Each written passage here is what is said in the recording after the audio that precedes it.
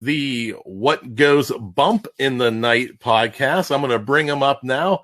We're ready to go. We're running about 6 minutes behind, but that's not good. Hello.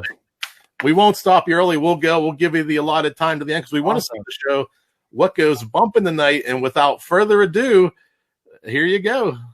Alrighty. Hello, we are What Goes Bump in the Night. I'm Riley Clark. And I'm Trevor Jensen. And in this podcast, we like to talk about anything that's paranormal, supernatural, maybe, a aliens, little spooky, a little creepy. And then we also like to read stories. A little creepypastas every now and again never hurts. Every now and then. But for today, we're actually going to do one of our segments that we call Riley and Trev Talk, where we're actually going to cover, we'll see how many we can get through tonight, but a multitude of different Michigan legends or Michigan lore that people in Michigan talk about. If you don't know, we are both from Michigan, hence why we're going to be talking about them tonight. As someone earlier in the Indie Pods United had stated, you can't be from Michigan and not show people on your hand where you're from. So let's see how it looks on camera. All right. Yeah. So we are over here in Michigan, on Lake Michigan. Good old West Side. Beautiful place. Make sure you come out here and check it out someday. The beaches are amazing. But without further ado, we're going to jump into the first Michigan legend that people talk about, especially around here. We're from West Michigan. This is a West Michigan legend. It's called the Ada Witch. So back in the 1900s or so, a legend started at the Finland Cemetery in Ada, Michigan, where the legend of a lady in white appears at the cemetery. She's been downed a witch since 1999 after the Blair Witch came out. Kind of fitting, eh? Very fitting, actually. Figures, a legend would eventually take over with, a popular film that's out there in the world. But with this legend, there actually is no history even saying that a woman was brutally murdered, even in the surrounding properties to this cemetery. Really, really strange, don't you think, Trevor? Very strange, actually. So we're going to dive right into a little more to the legend because I have actually had my own personal experience at this cemetery. I went out there when I was probably 16 or 17 years old with a bunch of hockey buddies and some other friends.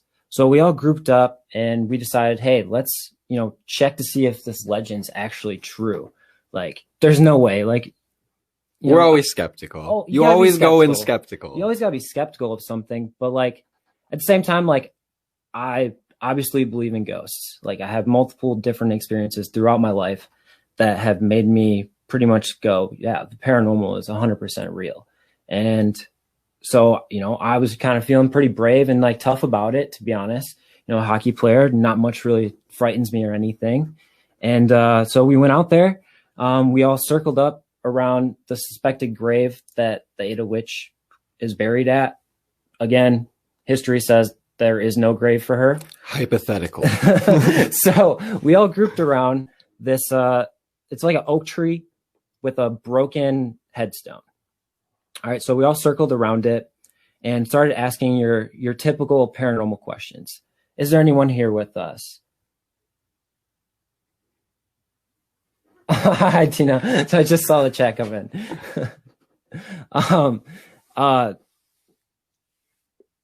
Where was I? She distracted me. Don't worry. So asking, your typical paranormal questions. Is anyone with us? What's your name? Do you like being called a witch? How long have you been dead? What happened? Things like that. And after what, seems like minutes now, but in reality was probably like a half hour or longer of asking questions and things like that. All of a sudden, like we all kind of like brought our attention to something in the cemetery. And for me, it was actually to my right. And it was probably about like 40 to 50 yards away from us on the edge of the cemetery. So there's a fence and there's woods and then there's like a bunch of graves and whatnot. Yep. So it's about 40, 50 yards away from us. It actually looked like a figure holding one of those 1800s like oil lamps. Really? And was like walking across the graveyard. Okay. Do you suspect that to be the caretaker, or do you think that was the lady? Did it like have a womanly figure or what? It didn't really seem like feminine at all. No. It seemed more like definitely a masculine figure, like walking through the graveyard. Okay.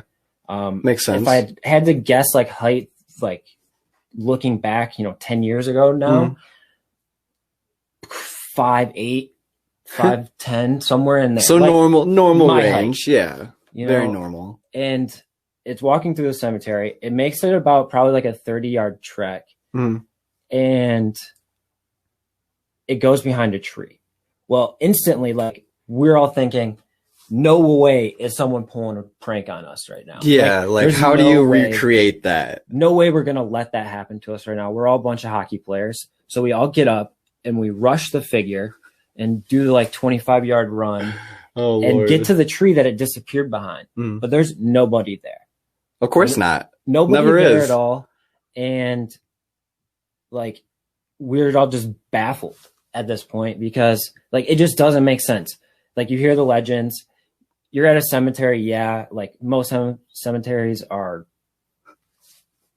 They're always creepy at night. Creepy. Yeah. Yeah. I mean, they always got no one really wants to be in a cemetery at night unless you're looking for ghosts. Right. Yeah, exactly.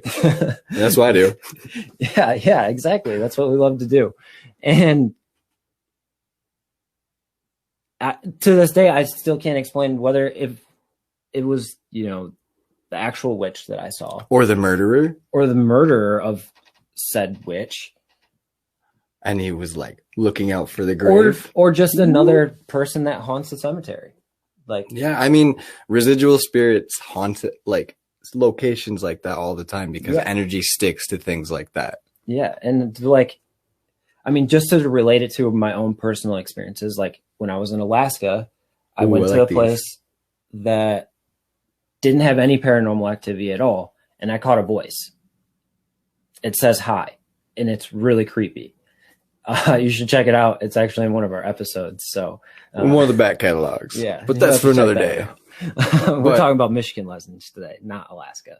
Well, if we're going to talk about Michigan legends, then I want to tell the story that it's also a West Michigan legend, but it comes from my father who he lived, well, it was actually his brother who lived in a home in West Michigan that was extremely haunted because it's very hard to say what it was haunted by, if it was like a very malicious spirit or if it was a poltergeist where the home was like acting out because of everything that happened there. But while my uncle lived there, he had a gigantic stuffed frog. It was probably like about that big, like very good size. And no matter where he put it in the house, it would end up in the living room every night, no matter what. They also had a dog. The dog was locked up inside, middle of winter. No windows were open. Everything was locked up. They went out to go Christmas shopping and they came home and unfortunately the dog was dead in the road.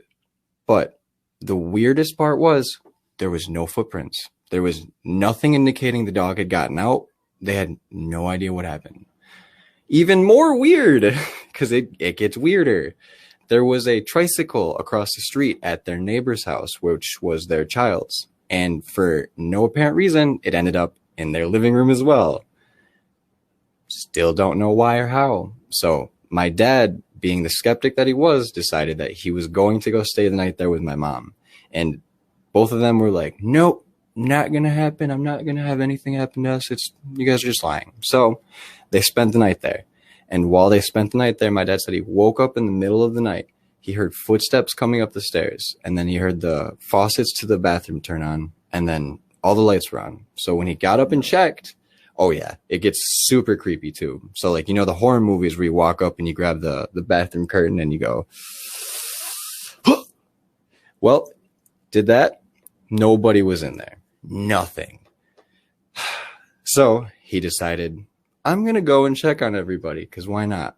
He said he walked into my uncle's room. Him and his wife were sleeping. Went back to my parents' bedroom that they were in. And the whole window was covered in black flies. What? Yep. And then, Come on now, man. And then he said he turned around and all the lights were off in the bathroom and he didn't turn them off. They said the next morning they left. And then about 2 or 3 months later, I think he said that my uncle put that house up to talk to us. Yeah, he said my uncle put the house up for sale, and the people that bought it a week later gave it back to them and said, "We're not going to buy this house haunted." And as far as I know, it's tore down now. As it should be. Yeah, as it should be. As it should be.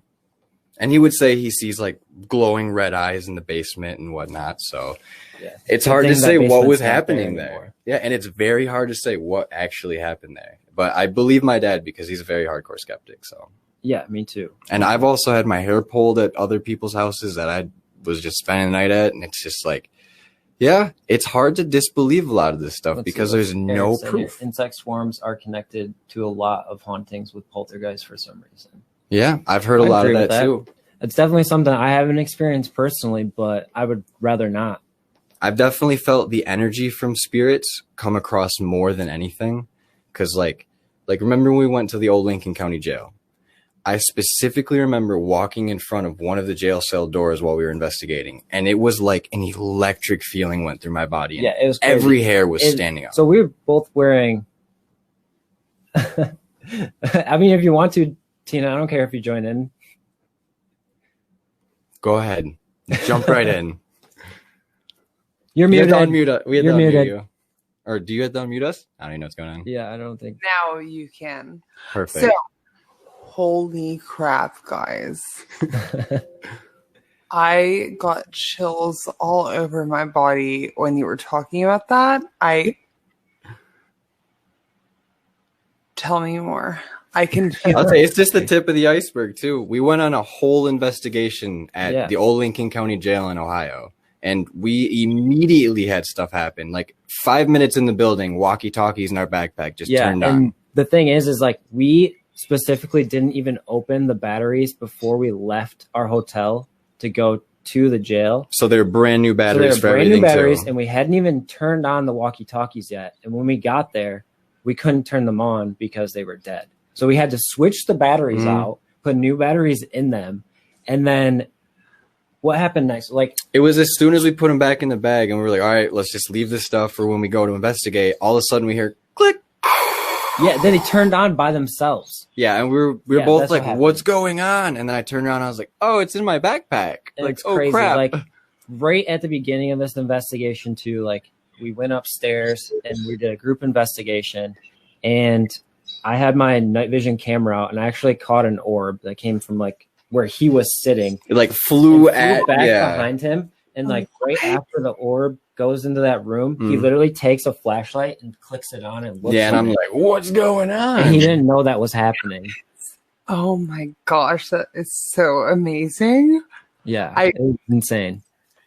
And then I don't know if you know what a phasma box is either, but we used one of those while we were there, and it picks up like radio frequencies and it'll like talk to you. So we did like a session of those like with the group and everything. And while that was going on, like I got to put the headphones on and like listen to it. And apparently the jail was next to a canal like way back in the day.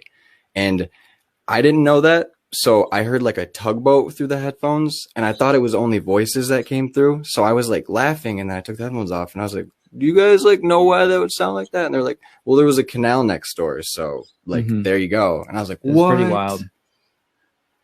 Wow. And then what else happened there? Because there was even more that happened at Yeah, the jail. there's so much that happened at that jail. It's one of my favorite episodes that we actually did. No, I feel it. I really do. And so many people listening, they will feel it too if they are very into this kind of stuff like we are. So you'll feel it as well. So I felt that. Yeah, and like just to go back onto like the Ada Witch experience, to add to another experience I had there, because I went back for a second time actually, because like just how I am with paranormal stuff, like if something happens, like I need to go back and I need to like reevaluate and see if I can get it to happen again, because like just the more times of repetition that it happens, it validates it more and more, right? So I went back to the Ada Witch, Ada Cemetery, Finley Cemetery. It has so many different names around here. Everybody calls it something different. So I headed back, and this was during the day too. So like this wasn't at nighttime. It wasn't feeling creepy. Like that vibe just wasn't created through like the ambience of nighttime. Yeah. So I was sitting on one end of the cemetery and my buddy was on the other end of the cemetery. We're kind of just isolating ourselves, asking different paranormal questions to see if we could get anything to interact with us. And little did we know, something was listening to us. So we're asking questions, and all of a sudden we hear like we're using like noise cadence. So like 1 knock for yes, 2 knocks for no type thing. And we heard what sounded like iron being picked up and dropped. And specifically, like if you think about the noise, it was like an old water well, like that you would pump water. That's exactly what it sounded like. The old spigot thing. Yeah. Yes, Yeah. I have dealt with this too.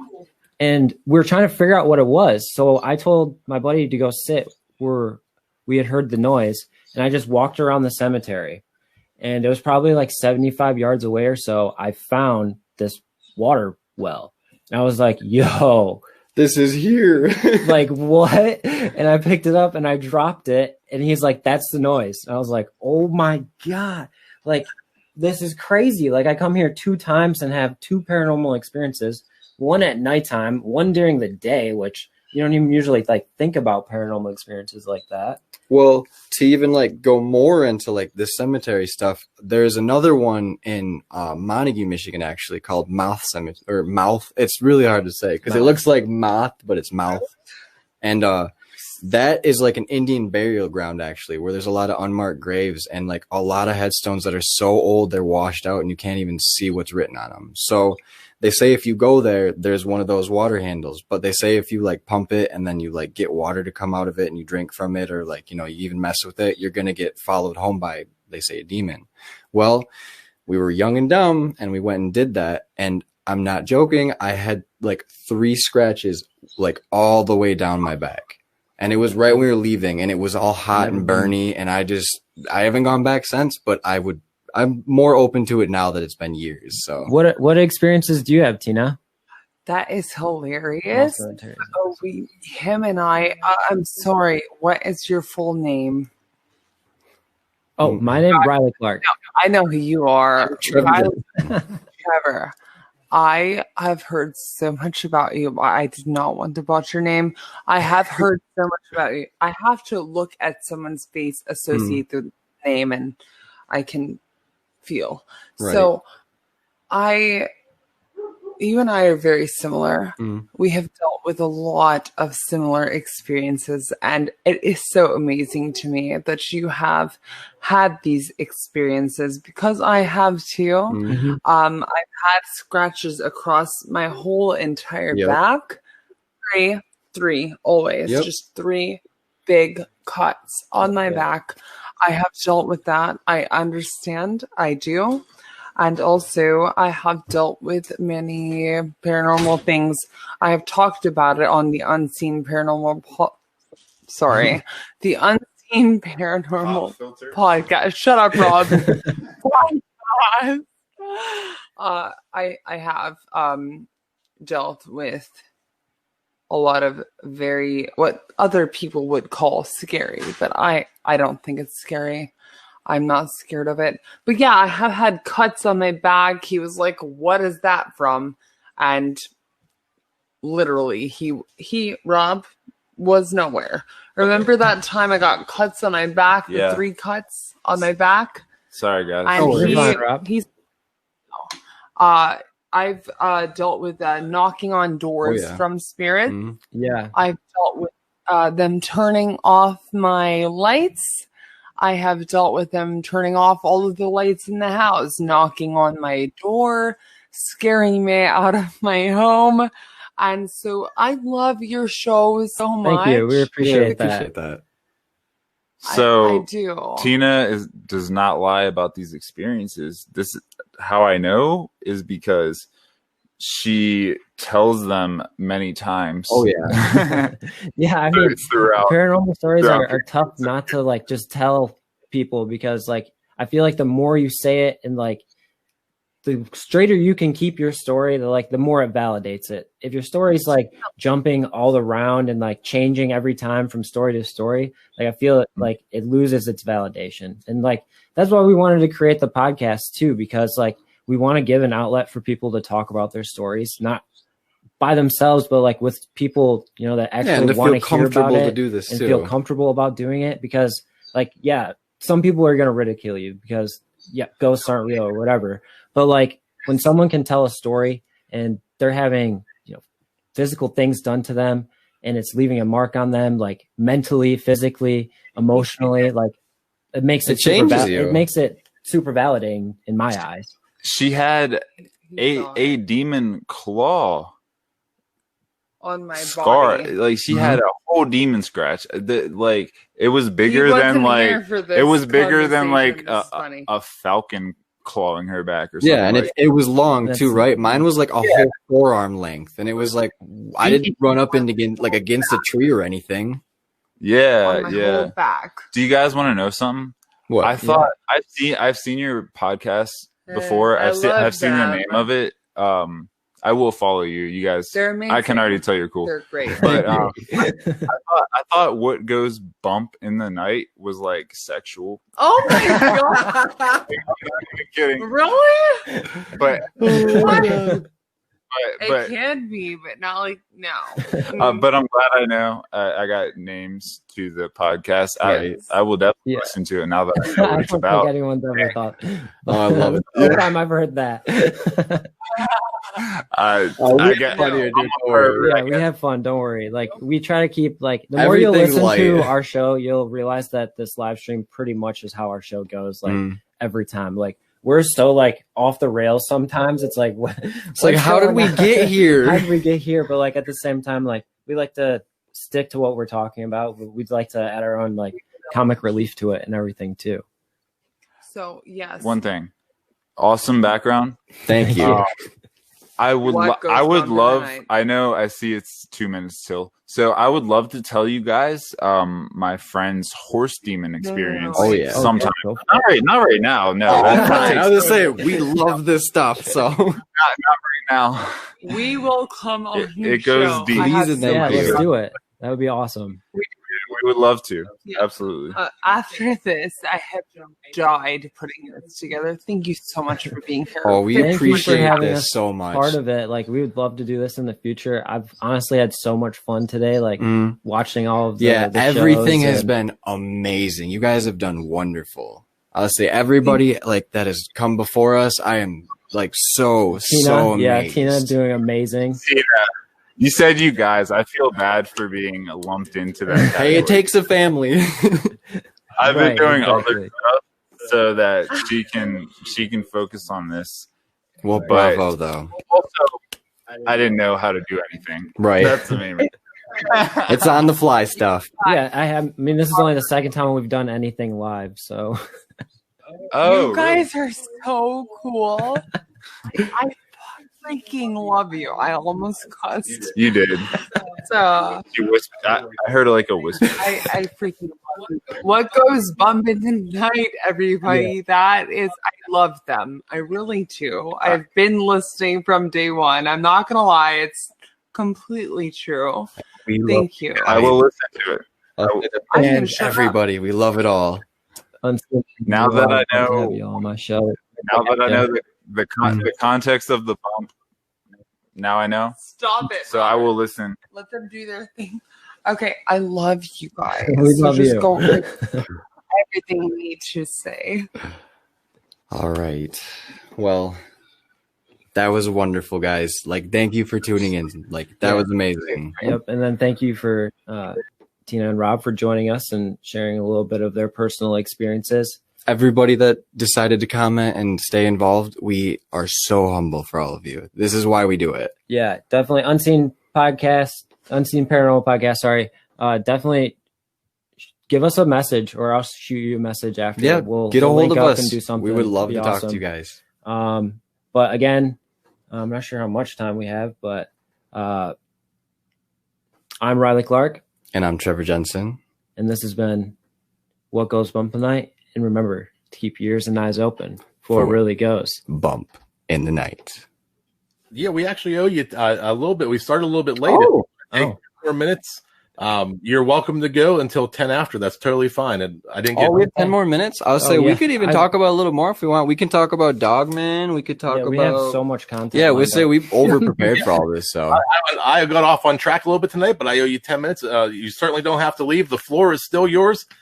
Take it. Cool. We'll take it away with 10 more minutes, I guess.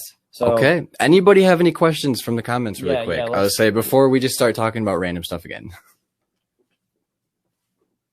So give you guys a second.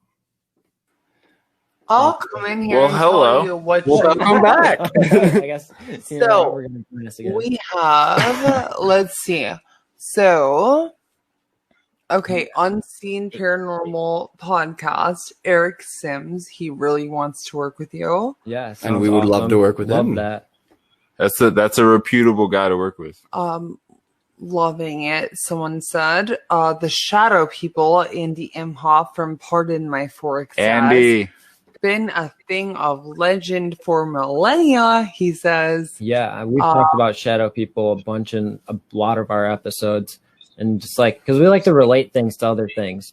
So like if we're reading a story and it talks about shadow people, like we're like, wow, we had one of our good friends who actually did our lighting and stuff for us today, Anthony. He saw a shadow guy. So what is your interpretation? What is your interpretation of a shadow figure? Like what do you think the meaning is behind that? I'm sure it has multiple, but what do you guys perceive that to as? Me it's like anything like if it's got a solid figure of a person but it's transparent. So like it could be like no mask. Yeah, like any color you could even say like a gray like misty feel. I think it's some type of like scene energy. So yes. I think it's like some type of energy that you can actually see, and that's why it doesn't make sense. Okay, so do you want to hear a story? Yes. Yeah, of course. So I was about 9-10 years old. It was my first original house in Texas. You bought a house at 9? Well, yeah. So rich. So anyways, I was like, Mom, get me some water. Well, this mom did not get me water. Oh, no. How many moms did you have? No. This mom stood in the doorway in my mother's figure. Oh, no. I was not scared. I was like, Mom, water, like, please. And she's like, nothing. She stood there. She was a doppelganger almost. And she stood there, dark figured in my... it was the hallway. There was only about 4 or less feet between us. And she said literally nothing. She stood there. She was a figure. It was my mother, but a figure. And I was like, Mom, water. I'm so thirsty. I remember this. I will never forget it. I know it's real. Did it happen often? No, yes, not with her, but with many other circumstances in my life. Yes, I have dealt with a lot of spiritual beings, if you want to call it that. A lot. Yeah. She saw I have so many things to say, and Eric knows. Eric Freeman Sims. Yeah. How long we've been investigating? About a year and a half, 2 years. Yeah, about a year and a half. Roughly. But like, that's like proactively going out and I would say, like, for ghosts. If we would classify it as professionally so now. far, we have a very high success rate, which I don't know if that says something about me personally. Yeah, I think, or him personally. So I have this like really funny like outlook on it, where it's like I feel like me and Riley are like more in tune with this stuff, like the paranormal stuff, because it's like the veil of like how you want to say dimensions for us is a lot thinner because. We've had a lot of really weird experiences where you tell people like, hey, like I had my hair pulled. I've seen things. I've heard doors creak, like this and that, like how you guys have said. And it's like, they'll be like, oh, I don't know. I don't like the dark. And it's like, how have you never had anything happen? Yeah. You guys are connected in that way. It's sort of like an acid trip, but for paranormal. Right. You guys are connected to the paranormal together. And like even more than paranormal, like me and Riley have seen like UFOs, and we do talk about UFOs on the podcast a little bit. And we have a specific story where where I'm 95% positive that we had a UFO like hovering over me, and it like spotlighted me because there was no like rudder wash from a helicopter. There was a spotlight. It was dark, and it was only me lit up. It looked like just a shape. There was like 3 dots. It was like your typical like 3-dot UFO. It hovered right over us, and the lights just penetrated to the trees where he was. It was there for like a brief second and then disappeared, and we were both just like, what just happened? We were just out on the patio just hanging out. What? Dude, I will have to tell you. I believe you guys. Hold on.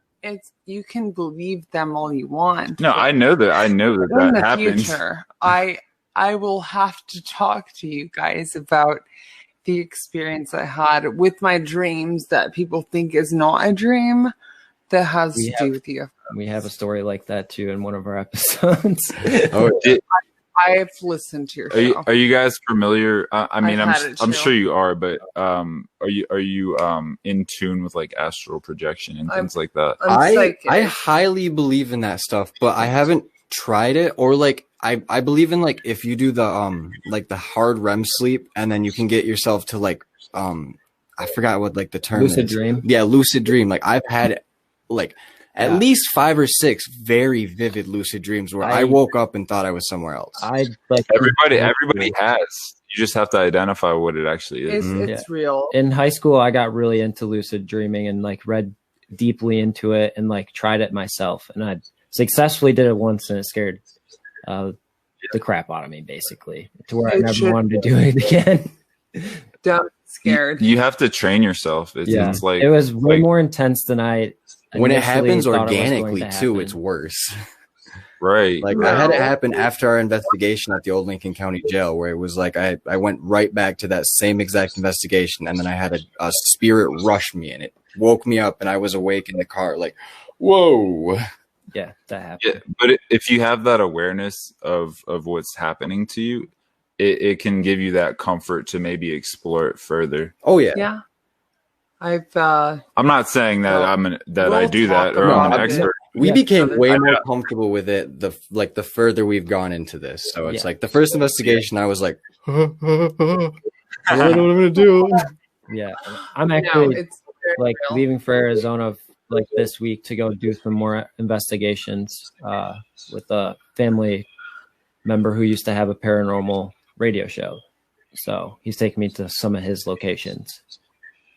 Cool. That's a good person to host that for you. Yeah, we will have us on your show because the psychedelic or vice versa, and vice versa, and you on ours. We have similar archetypes. Oh yeah, definitely, definitely. I would agree with that. I say we love a good conversation, so yeah, so do we. So thank you so much, guys. Thank you guys. And Jeff, or amazing everything. Jeff, I'll add you guys. Sounds good. I want to thank What Goes Bumping Tonight. Thank you so much for joining us tonight. What's the best way people can find you if they want to reach out to you or anything? Facebook, Instagram, Spotify.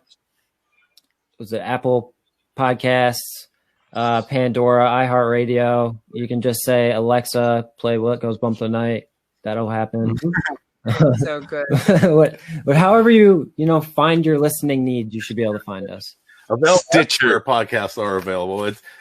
I ask that question all the time, but it's 2020. If right. you figure out where to find a podcast, you're probably not listening to podcasts. Exactly. Thank you so much for sharing your time with us tonight. It was a great episode. What Goes Bumping Tonight? Find them everywhere you listen to podcasts. And thank you for accommodating us too. We did run a little bit late tonight, and appreciate you being flexible. Fun. We love it. No worries. Sorry. It's fine, you guys. Thank you so much. Oh, Cammy. You guys did great. Thank you. That was awesome. I love Cammy. Everyone. Are you going to talk about some harpies? Cammy, hi. I'm just kidding. I love you. She's amazing. What Goes Bump in the Night, everyone. They are amazing. We're probably already friends. Yeah, no, we are friends. Here to We're best friends now. Yeah, all best friends. Yes. we will talk. Alrighty, we're gonna leave. Peace out. See you guys. Have a good night. Good job, guys. Thanks so much. Peace.